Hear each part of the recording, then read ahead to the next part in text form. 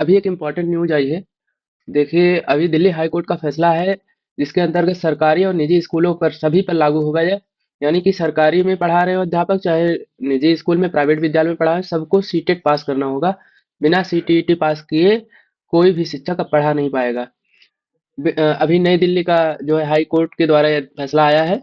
बिना कोई दक्षता परीक्षा दिए अरसे से निजी और सरकारी स्कूलों में पढ़ा पढ़ा रहे देश भर के शिक्षकों के लिए अब केंद्रीय शिक्षक पात्रता परीक्षा सीटीईटी को पास करना जरूरी होगा। दिल्ली हाई कोर्ट ने अपने महत्वपूर्ण आदेश में कहा है कि कोई भी शिक्षक इस पात्रता परीक्षा को पास किए बगैर अपनी सेवा आगे बरकरार नहीं रख पाएगा। हाई कोर्ट के आदेशानुसार नई नियुक्तियों में भी इस नियम का पालन करना जरूरी होगा। हाईकोर्ट का यह आदेश देश भर में तकरीबन 5 लाख शिक्षकों पर असर डाल सकता है। मुख्य न्यायाधीश देवेंद्र कुमार उपाध्याय और न्यायमूर्ति तुषार राव गडेला की पीठ ने राष्ट्रीय अध्यापक शिक्षा परिषद एनसीटीई को कहा कि 4 सप्ताह के भीतर देश भर में इस परीक्षा के आयोजन को लेकर योजना तैयार करे। इस कार्य योजना की विस्तृत जानकारी एक हलफनामे के तौर पर पीठ के समक्ष पेश की जाएगी। 4 हफ्ते के अंदर यानी कि 1 महीने के अंदर आपका सीट का फॉर्म आने वाला है, तो आप तैयार रहें इसके लिए। एनसीटीई की को सख्त कदम उठाने होंगे।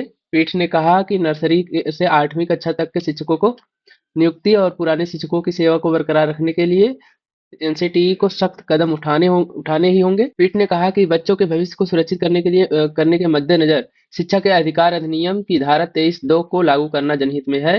इस मामले में अगली सुनवाई 14 मई 2025 को होगी।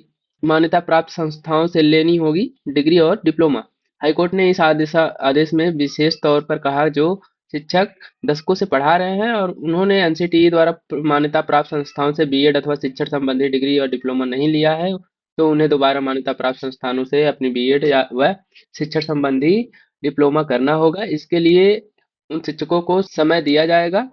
या डिग्री लेने के बाद इन शिक्षकों को सीटीईटी परीक्षा पास करनी होगी, उसके बाद ही वह अपनी सेवा को विद्यालय में जारी रख सकेंगे। कुछ और महत्वपूर्ण बातें हैं जो इसका सार दिया गया है। पहले से नियुक्त शिक्षकों पर भी नियम लागू होगा। 5 लाख शिक्षकों पर यह आदेश का असर पड़ेगा। 14 मई को मामले की अगली सुनवाई हाई कोर्ट में होगी। जनहित याचिका पर आदेश दिया। इस मामले में गैर सरकारी संगठन जस्टिस फॉर ऑल की ओर से अधिवक्ता खगेश बी झा और अधिवक्ता शिखा शर्मा बग्गा ने जनहित याचिका दायर की थी।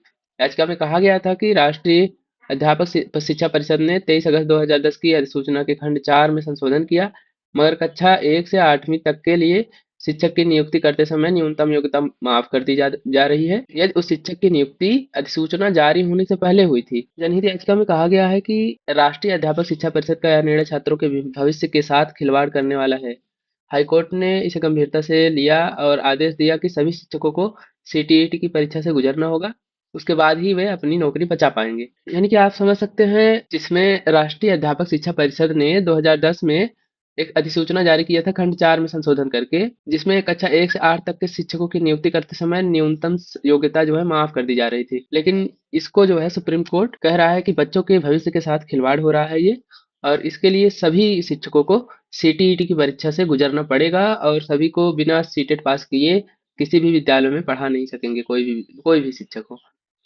और नई नियुक्तियां जो आगे होनी है उनमें भी इसका ध्यान रखा जाएगा। नई नियुक्तियों में भी इस नियम का पालन किया जाना आवश्यक होगा। कोर्ट ने कहा एनसीटीई 4 सप्ताह में देश भर में परीक्षा की योजना तैयार करे। 4 सप्ताह यानी कि 1 महीने के अंदर जो है परीक्षा तैयारी का आदेश दिया जा चुका है।